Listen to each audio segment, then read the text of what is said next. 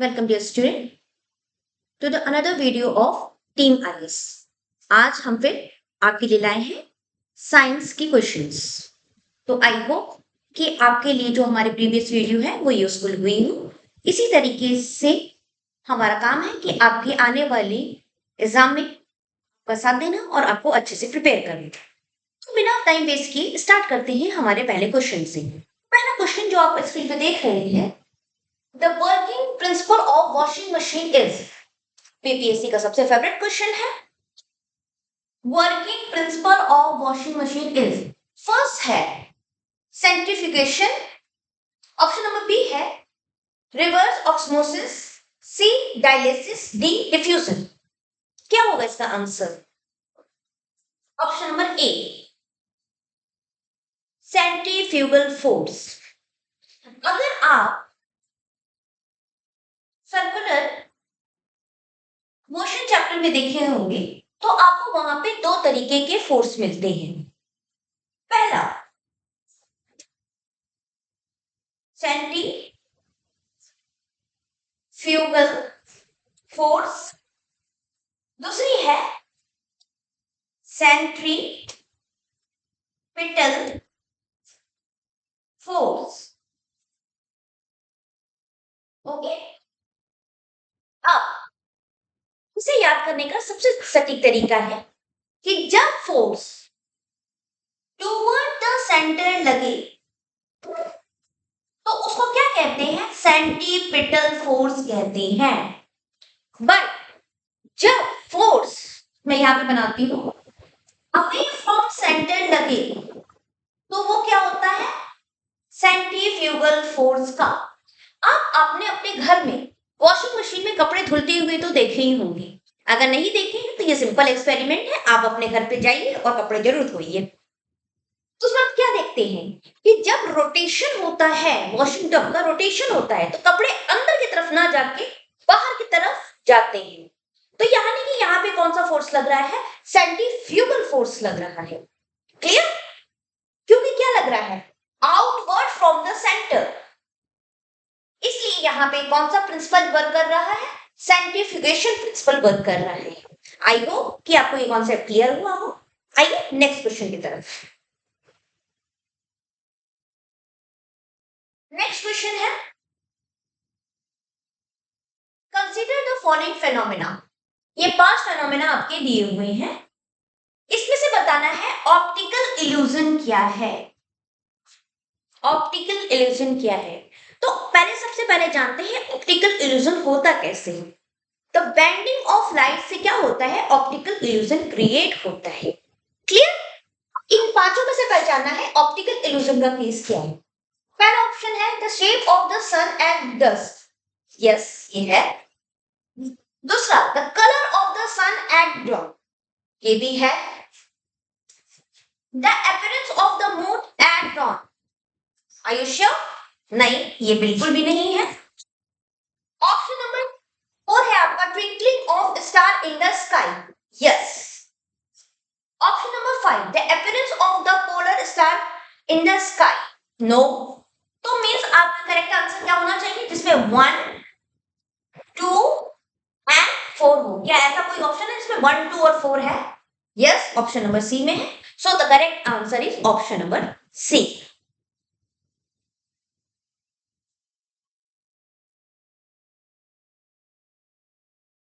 Third question, what is the role of the ultraviolet radiation in water purification system? यानी कि UV rays का use पूछ रहा है। किसमें पूछ रहा है? वाटर प्यूरिफिकेशन सिस्टम में पूछ रहा है। तो जैसा आप जानते हैं कि जो यूवी रेस का काम होता है वो कुछ हार्मफुल भी होता है, जिससे आपके स्किन और आईज में इरिटेशन हो सकती है। साथ में इसका यूज भी हम लोग घर में वाटर प्यूरिफिकेशन में भी काम लाते हैं। तो आइए जानते हैं कि इनमें से इनके यूजेस कौन से हैं और किस तरह से ये यूजफुल है। तो पहला ऑप्शन है इट इनएक्टिवेट और destroys harmful micro organism in the water. Yes. Second है it removes all the undesirable odour from the water. Undesirable odour यानी कि बदबू जो आपकी होती है, ठीक है। ऐसा कुछ नहीं करता है ये। थर्ड ऑप्शन है is accelerate sedimentation of the solid particle, remove turbidity and improve the water clarity. जी नहीं, सिर्फ इसका काम होता है हार्मफुल माइक्रो ऑर्गेनिज्म को पानी में मारना। इस तरीके से ये वाटर प्यूरिफिकेशन में हेल्प करता है। सो क्लियर आंसर यहाँ पे क्या बनता है? ऑप्शन नंबर ए, यानी कि सिर्फ 1 सही है। क्लियर?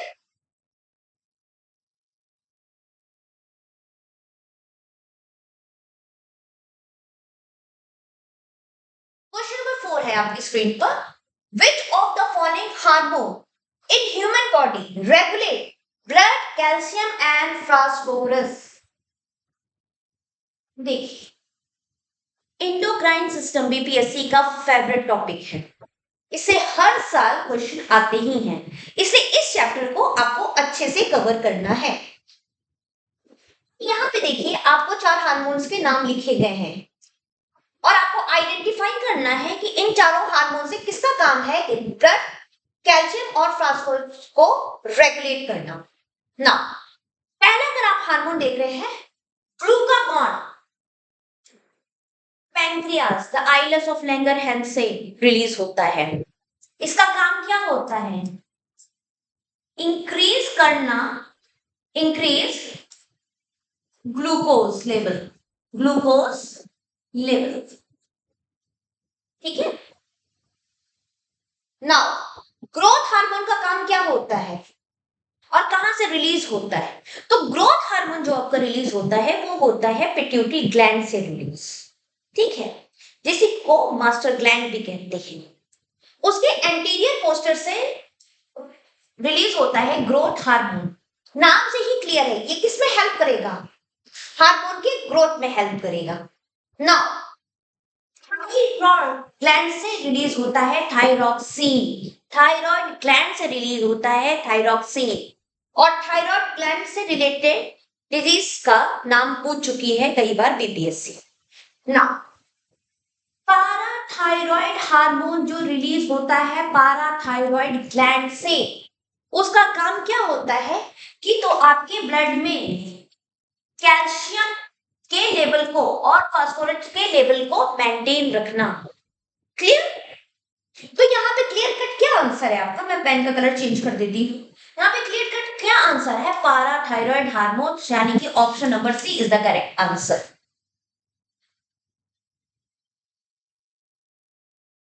यहाँ पे देखिए, आपको यहाँ पे थायराइड ग्लैंड दिखाई दे रहा होगा, इसके थोड़े से ऊपर आपको क्या दिख रहा होगा? पाराथायरॉइड ग्लैंड। क्लियर हुआ आपको पोजीशन पाराथायरॉइड ग्लैंड की? आप चाहे तो स्क्रीनशॉट लेके रख सकते हैं। Next question, apart from resistance to the pest, what are the possible purpose for which genetic engineered plant are created? यहाँ पे बात क्या किया जा रहा है? जीएम क्रॉप्स की या जीएम प्लांट्स की।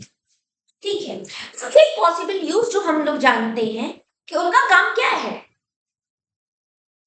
कि पेस्ट रेजिस्टेंट प्रोवाइड करना, पेस्ट रेजिस्टेंट प्रोवाइड करना।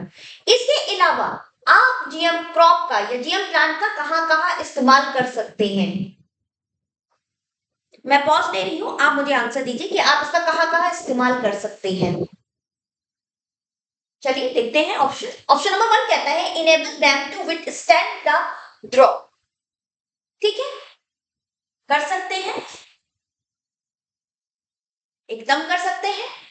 सुखाड़ की स्थिति में प्लांट बने रहे इसके लिए हम जीएम क्रॉप का इस्तेमाल कर सकते हैं। ऑप्शन नंबर 2 को आप देखेंगे, increasing the nutritive value of the product. Yes, correct. Option number 3 है enable them to grow and carry out photosynthesis in the spaceship and the space station.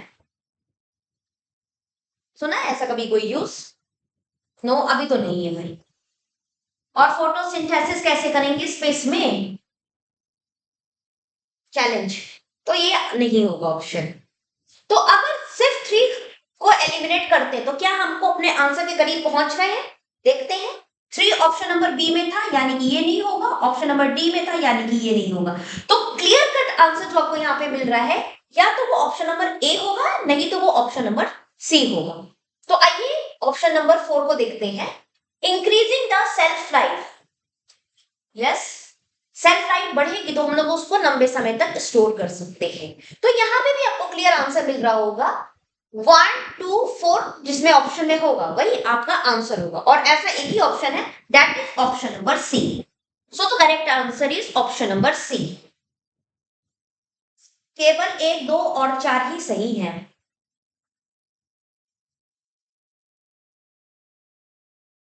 ये देखिए कुछ जीएम वो फूड का यहाँ पे लिस्ट दिया हुआ है, सॉरी लिस्ट दिया हुआ है, आप चाहे तो स्क्रीनशॉट ले सकते। नेक्स्ट क्वेश्चन पे आते हैं। Which of the following leaf modification occurs in the desert area to prevent water loss?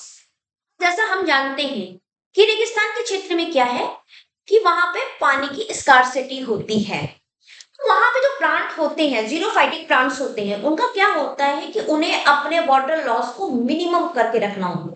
Otherwise क्या होंगे, पानी की कमी से वो पेड़ पौधे वहां पे मर जाएंगे। तो उसी से सवाल पूछ रहा है कि वो अपने में क्या क्या मॉडिफिकेशन लाते हैं। तो पहला मॉडिफिकेशन क्या है, आप देखिए, स्टेप एंड वैक्सी लीफ। दूसरा क्या है, स्मॉल लीव्स और नो लीव्स।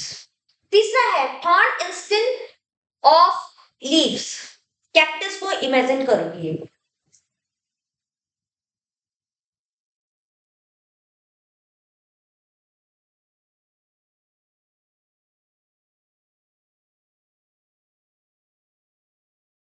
आप कैक्टस में इस तरह के कांटे आपने देखे होंगे, थॉर्न देखे होंगे, ठीक है।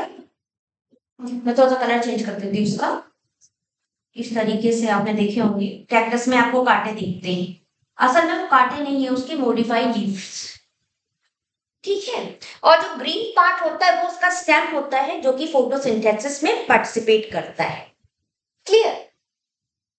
तो ये जब आप देखोगे यहाँ पर, तो स्टफ एंड वैक्सी लीव्स भी वो लोग में होती है, साथ में वो वहां पे स्मॉल लीव्स होती, ताकि जितनी स्मॉल लीव्स होगी उतना ही ट्रांसपिरेशन का रेट घटेगा, यानी कि उतना ही वाटर लॉस मिनिमम होगा। और साथ में मैंने आपको थर्ड का एग्जांपल तो दे ही दिया है कि कैक्टस में किस प्रकार लीफ चेंज हो जाती है कांटों में। क्लियर। तो इसका मतलब है यहाँ पे सिंपली कि यहाँ पे 1 2 3 सब राइट है, यानी कि ऑप्शन नंबर डी इसका करेक्ट आंसर है। यहाँ पे आप देख सकते हैं जीरोफाइटिक एडाप्टेशन क्या होता है। ठीक, थिक एंड वैक्सी क्यूटिकल्स होते हैं, स्मॉल लीव्स होते हैं जो कि यूजुअली निडल शेप के होते हैं। उनमें जो रूट सिस्टम होता है वो क्या होता है, काफी डीप में चला जाता है, सॉइल के काफी डीप में चला जाता है, ताकि वो डीप से क्या करे, वाटर को एक्सट्रैक्ट कर सके। इसके अलावा क्या होता है, ठीक है, स्टेम होती है जो रिजर्वर का काम भी करती है, जिसका काम होता है फूड और वाटर दोनों को स्टोर करना। इवन यहाँ पे जो ग्रीन जो आप देख रहे हो वो उनकी स्टेम है जो कि पार्टिसिपेट करती है फोटोसिंथेसिस में। Clear. Question number 7, Which of the following is or are the example of chemical change? अगर आपने हमारा प्रीवियस वीडियो देखा होगा तो वहां पे हमने फिजिकल चेंज के बारे में बात की थी। क्वेश्चन में फिजिकल चेंज के बारे में पूछा गया था, और आज से क्वेश्चन क्या पूछ रहा है, केमिकल चेंज के बारे में। तो अगर आप फर्स्ट जनरल साइंस का वीडियो देखेंगे तो वहां पे मैंने अच्छे से एक्सप्लेन किया हुआ है कि फिजिकल और केमिकल चेंज क्या होते हैं, ठीक है। तो इसमें बात करते हैं कि केमिकल चेंज क्या होते हैं। क्या crystallization of the sodium chloride यानी कि नमक का क्रिस्टलाइजेशन एक केमिकल चेंज है। ऑप्शन नंबर 2 है मेल्टिंग ऑफ आइस, बर्फ जो आप बाहर निकाल के रख दो फ्रिज से वो पिघल जाती है, क्या वो एक केमिकल चेंज है। तीसरा द सॉनिंग ऑफ द मिल्क, क्या वो एक केमिकल चेंज है, यानी कि दूध का खट्टा होना, क्या वो एक केमिकल चेंज है। इन तीनों में से सिर्फ एक केमिकल चेंज है, मैं आपको हिंट देती हूं,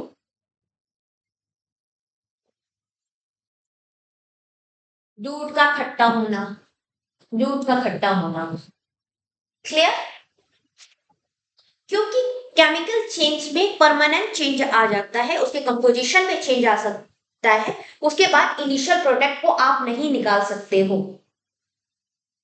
सोडियम क्लोराइड का क्या होता है, क्रिस्टलाइजेशन और रिक्रिस्टलाइजेशन दोनों होता है।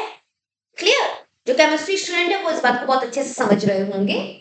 मेल्टिंग ऑफ आइस, आज बर्फ पिघली है, फिर रख दो ट्रे को बर्फ फ्रीजर के अंदर, वो दोबारा जम जाएगी। This is a physical change. तो यहाँ पे सिर्फ एक ही केमिकल चेंज, अगर अगर दूध एक बार खट्टा हो गया तो दोबारा दूध न्यूट्रल टेस्ट में आ सकता है? नहीं आ सकता है, क्योंकि अब उसकी केमिकल प्रॉपर्टी बदल गई है। इसलिए यहाँ पे सिर्फ जो केमिकल चेंज है वो क्या है आपका, ऑप्शन नंबर 3 है। यानी कि यहाँ पे जो करेक्ट आंसर है वो है ऑप्शन नंबर बी, 3 ओनली। 8 में आते हैं, acid rain is caused by the environmental pollution by, आंख बंद करके आंसर सबको पता है, nitrogen oxide and sulphur dioxide.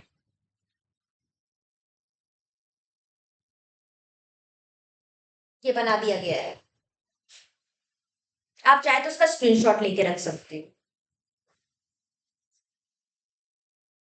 Which of the following is the correct sequence of the given substance in decreasing? हमेशा ऐसे जब भी क्वेश्चन आए तो याद रखिएगा कि आपसे डिक्रीजिंग ऑर्डर पूछा जा रहा है या इंक्रीजिंग ऑर्डर पूछा जा रहा है।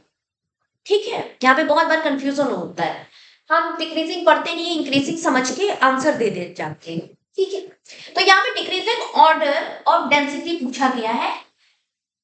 क्या होगा इसका आंसर, करेक्ट आंसर? गोल्ड, फिर मरकरी, फिर स्टील। यानी कि सबसे ज्यादा होगा गोल्ड का, फिर मरकरी का होता है, फिर स्टील का होता ही है डेंसिटी। क्लियर? नेक्स्ट क्वेश्चन पे आते हैं।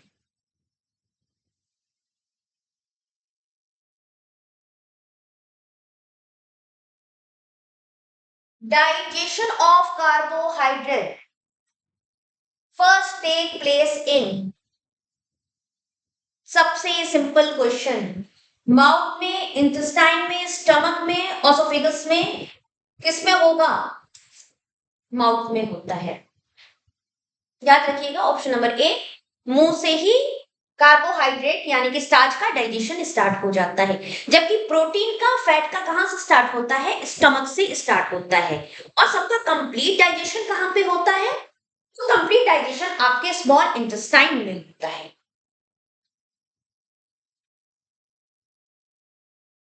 यहाँ पे डायग्राम बना हुआ है, आप डाइजेस्टिव सिस्टम को देख सकते हैं। यहाँ पे देखिए, आप नोटिस कर पा रहे होंगे स्लाइवरी ग्लैंड है। स्लाइवरी ग्लैंड में क्या होता है, दो तरीके के एंजाइम सिक्रीट होते हैं, एक होता है टाइलिन और एक होता है माल्टस।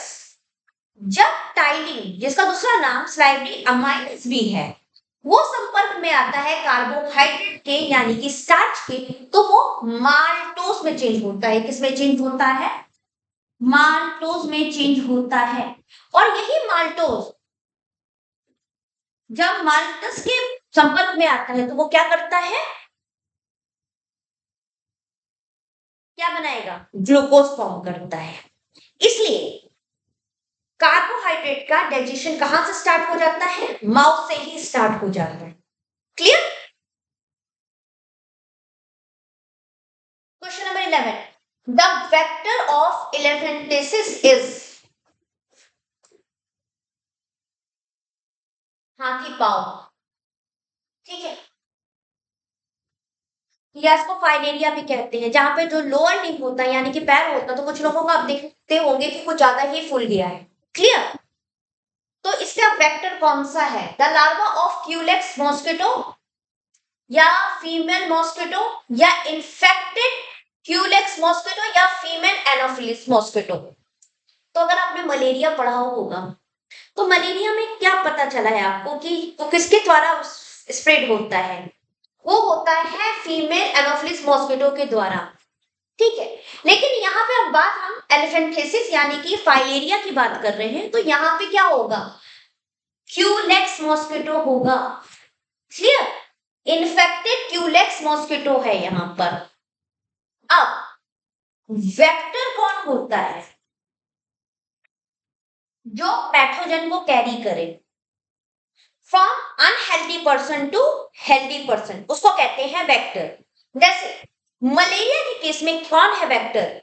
Female anopheles mosquito. एलिफेंथेसिस के केस में कौन है? Culex pipiens. इसका पूरा नाम है क्यूलेक्स पेपियन। ओके, और यहां पर पैथोजन कौन सा होता है? Wuchereria bancrofti. Wuchereria bancrofti. Okay,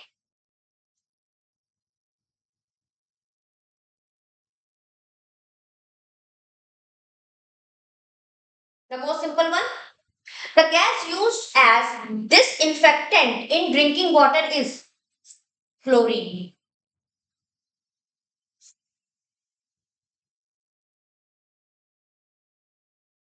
Consider the following question. Photosynthesis, respiration, decay of the organic material और last आपका option volcanic activity। पूछ क्या रहा है क्वेश्चन? पूछ रहा है which of the above add carbon dioxide to carbon cycle on earth। जो कार्बन साइकिल है ना स्टूडेंट्स, वो आपकी गैसीय साइकिल है। आपको 3 गैसीय साइकिल के बारे में पता होना चाहिए, नाइट्रोजन, कार्बन और आपकी ऑक्सीजन साइकिल है। तो बोल रहा है कि कौन एड ऑन करता है, ठीक है।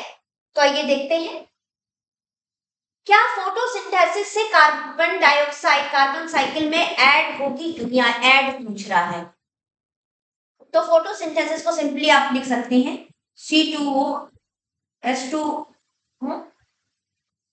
Sunlight, the presence of sunlight होता है, क्लोरोफिल्स क्या देता है? C6H12O6। ये आपको याद रहना चाहिए।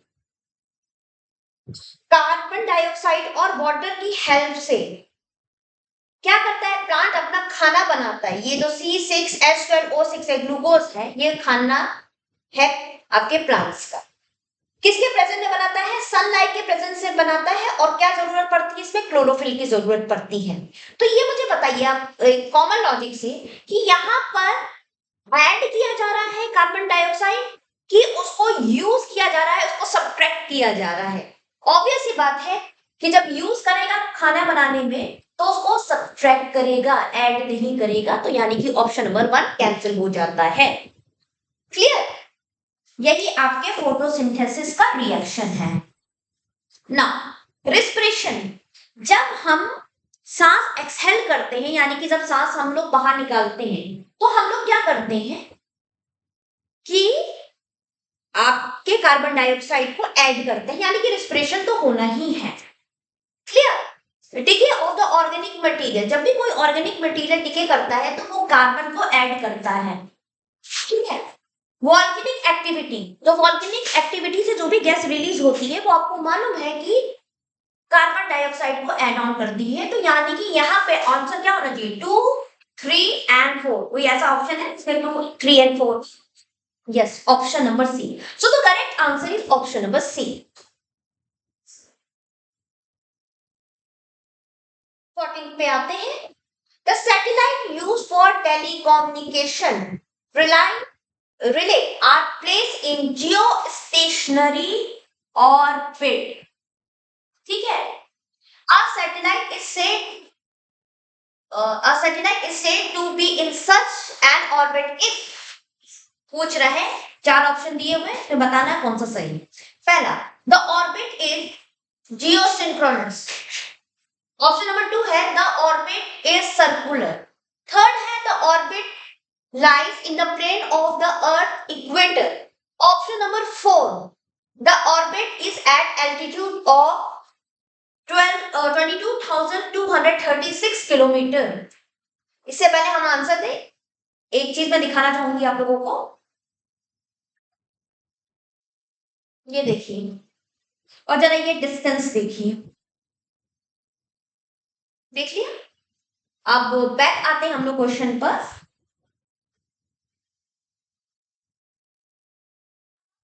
बताइए किसका करेक्ट आंसर क्या होगा?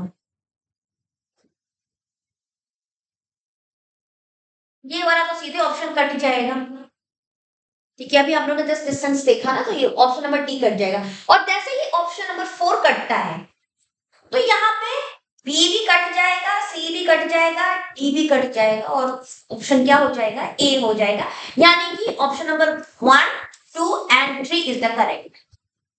ये एक छोटा सा एग्जांपल है जहां पे क्या है कि सिर्फ एक स्टेटमेंट हम लोग जानते थे और उसी से क्या आ गया, हमारा आंसर आ गया। तो इसी को कहते हैं elimination method. Okay, now next question पे आते हैं। Question number 15, which of the following exothermic process. ठीक है, 4 प्रोसेस आपको दिए हैं, इसमें बताना है एक्सोथर्मिक प्रोसेस क्या होता है। तो पहले हम जानते हैं कि एक्सोथर्मिक का मीनिंग क्या होता है। एक्सोथर्मिक कहने का मतलब है कि ऐसी केमिकल रिएक्शन जहां पे क्या होता है, हीट और लाइट प्रोड्यूस हो। ऐसे केमिकल रिएक्शन जहां पे क्या हो, एनर्जी रिलीज हो। किस फॉर्म में रिलीज हो, मैक्सिमम केसेस में ये हीट में और लाइट के फॉर्म में रिलीज। यानी कि ये क्या करेगी, रिलीज ऑफ एनर्जी। यहाँ पे क्या होगा, रिलीज ऑफ एनर्जी। और ये एनर्जी किस फॉर्म में हो सकती है, ये हीट के फॉर्म में हो सकती है, ये लाइट के फॉर्म में हो सकती है। क्लियर। अब मेरे ख्याल से आपको काफी हेल्प मिलेगी इसको आंसर करने में। आप चाहे तो पॉज करके अपना आंसर दे सकते हैं। ठीक है, अब देखिए आपके पास 4 ऑप्शन है। Reaction of the water with quicklime, second है डाइल्यूशन ऑफ एसिड, तीसरा है इवेपोराइजेशन ऑफ वाटर, चौथा है सब्लिमेशन ऑफ कैम्फर, यानी जो कपूर उगता है आपका। क्या होगा इसमें आंसर, आप पॉज कीजिए, आप अपना आंसर दे सकते हैं। अगर आप ध्यान से देखेंगे तो आपको 1 और 2 ही एक्सोथर्मिक होता है, बाकी के 2 नहीं है। तो यानी कि यहाँ पे आंसर क्या होगा, ए होगा। क्लियर। साथ में इसमें एक और वर्ड लिखा हुआ है, वो वर्ड है सब्लिमेशन। आप लोग मुझे कमेंट बॉक्स में बताएंगे कि सब्लिमेशन का मीनिंग क्या हो। ओके, तो इसी के साथ हमारे जनरल साइंस के 15 क्वेश्चन कंप्लीट होते हैं। आई होप कि ये वीडियो आपके लिए हेल्पफुल साबित हो। इसी के साथ आराम से अपनी प्रिपरेशन कंटिन्यू रखिए, और अगर आपको ये वीडियो यूजफुल लग रहे हो तो please like and subscribe the team IAS channel, and we wish you all the best for your preparation. Have a nice day.